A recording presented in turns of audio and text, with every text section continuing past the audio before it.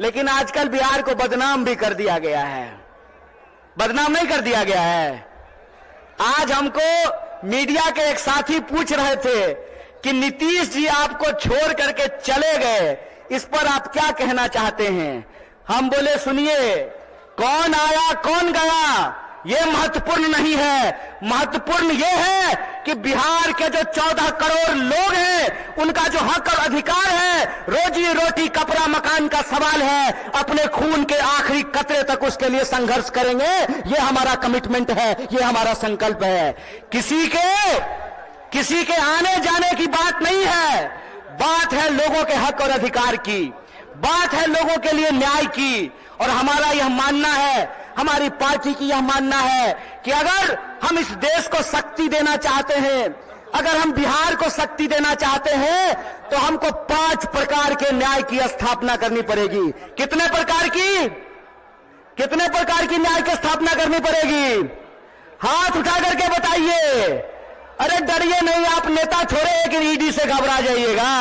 आप तो आम जनता है, आपको क्या फर्क पड़ता है? 5 प्रकार के न्याय की जरूरत पड़ेगी। कितने प्रकार की? और वो 5 प्रकार का न्याय ये है कि हम चाहते हैं कि इस देश में नारी को न्याय मिले, भागीदारी का न्याय मिले, युवाओं को न्याय मिले, किसानों को न्याय मिले और मजदूरों को न्याय मिले। बोलिए, आपको ये 5 न्याय चाहिए कि नहीं चाहिए? सब लोगों को चाहिए। अगर सब लोग यह 5 प्रकार का न्याय चाहते हैं तो हम आपसे एक अपील करना चाहते हैं।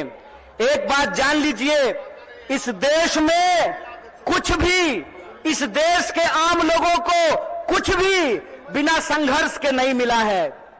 हमारी आजादी के लिए भी लोगों को अपनी जान गंवानी पड़ी। बिहार के लोग जानते हैं कि अपने हक और अधिकार के लिए संघर्ष करना पड़ता है। और एक बात आप लोगों ने सुना होगा, बिन हवा न पत्ता हिलता है, बिन लड़े न कुछ भी मिलता है। इसीलिए अपने हक और अधिकार के लिए हमको लड़ना पड़ेगा। और हमारे देश के आम आवाम को, बिहार के आम लोगों को यह सोचना पड़ेगा कि हमारा भविष्य क्या है। हम समझते हैं कि जिस तरीके से मौजूदा सरकार हमारे देश के नौजवानों के साथ, बिहार के नौजवानों के साथ खिलवाड़ कर रही है, उसके खिलाफ हमको संघर्ष करना पड़ेगा। आप सब सोच करके बताइए, अग्निवीर लाई सरकार, और अग्निवीर में सरकार ने कहा कि 4 साल के लिए नौकरी देंगे। क्या सिपाही जी, 4 साल के लिए आपको नौकरी मिलेगा? लीजिएगा 4 साल का नौकरी। और यहां मंच पे बहुत सारे एमएलए साहब बैठे हुए हैं, बहुत सारे एमपी साहब बैठे हुए हैं।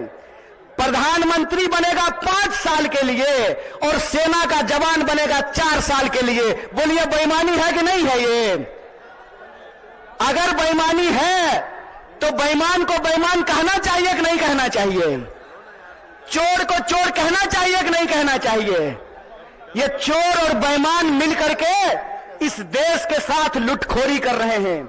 इसीलिए हम आप तमाम नौजवानों से यह अपील करना चाहते हैं कि एक तो हमको नौकरी नहीं देते हैं, दूसरा हमको शिक्षा नहीं देते हैं, तीसरा किसानों को उनके फसल का दाम नहीं देते हैं, चौथा मजदूरों को न्यूनतम मजदूरी नहीं देते हैं, और 5वां इस देश की जो आधी आबादी है उसको समान जीने का अधिकार नहीं देते हैं।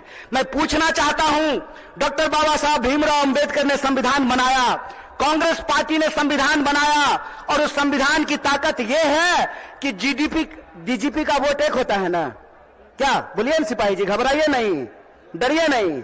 डीजीपी का वोट एक होता है ना, और आपका भी वोट एक होता है, मुख्यमंत्री का भी वोट एक होता है, और रिक्शा चलाने वाले का भी वोट एक होता है, जूता सिलने वाले का भी वोट एक होता है। यह जो वोट का अधिकार है, इस वोट के अधिकार का हमको इस्तेमाल करना पड़ेगा।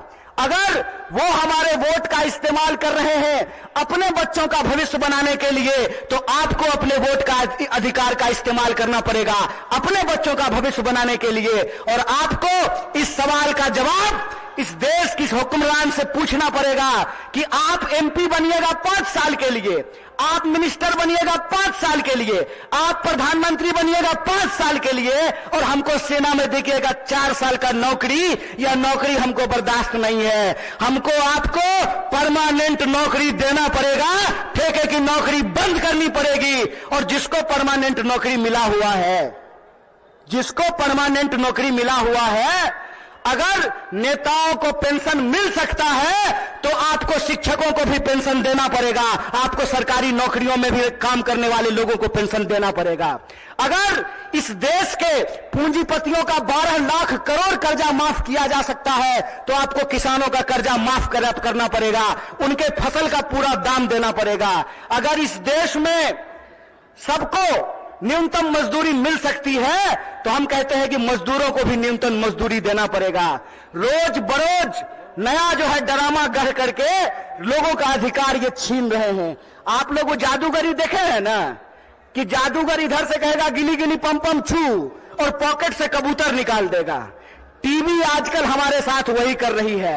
जब भी आप टीवी खोल करके देखिएगा, आपके मुद्दे गायब कर दिए गए हैं। सुबह से लेकर के शाम तक बहस चलेगी, कौन शपथ ले रहा है, कौन शपथ नहीं ले रहा है। सुबह से लेकर के शाम तक लोगों के मुद्दों को भटका करके, और आम लोगों का जो बुनियादी सवाल है, रोजी का सवाल, रोजगार का सवाल, रोटी का सवाल, कपड़ा का सवाल, मकान का सवाल, इन सवालों को गुमराह किया जाता है। इसीलिए हम पूर्णिया के आम लोगों को और बिहार के आम लोगों को एक अपील करना चाहते हैं। हम जानते हैं कि बिना लड़ाई के कुछ नहीं मिलता है, तो हमको अपने न्याय के लिए और अपने आने वाली पीढ़ी के न्याय के लिए संघर्ष करना पड़ेगा। बोलिए, आप इसके लिए तैयार हैं? न्याय करेंगे अपने साथ, अपने आने वाली पीढ़ी के साथ। तो आखिरी बात बोल करके अपनी बात को मैं खत्म करूंगा। मैं पहली बार रंगभूमि मैदान में नहीं आया हूं, यह तीसरी बार है जो मैं रंगभूमि मैदान में आप तमाम लोगों के बीच में आया हूं। मंच अलग है, लोग अलग हैं, लेकिन मुद्दा वही है। और तब भी हमने आपसे वादा किया था कि इस देश की आजादी पे जब जब आंच आएगी, आपका बच्चा जो आपका नमक खाया है, आपके हक और अधिकार के लिए सड़कों पर उतरेगा। इसीलिए आप तमाम बिहार वासियों को, पूर्णिया वासियों को, सीमांचल वासियों को अपील करना चाहता हूं कि आप तमाम लोगों को 5 न्याय के लिए इस देश की शक्ति देने के लिए आपको संघर्ष करना पड़ेगा।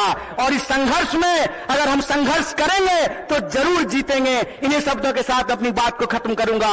शुक्रिया। इनकलाब जिंदाबाद। जय हिंद, जय बिहार, जय कांग्रेस।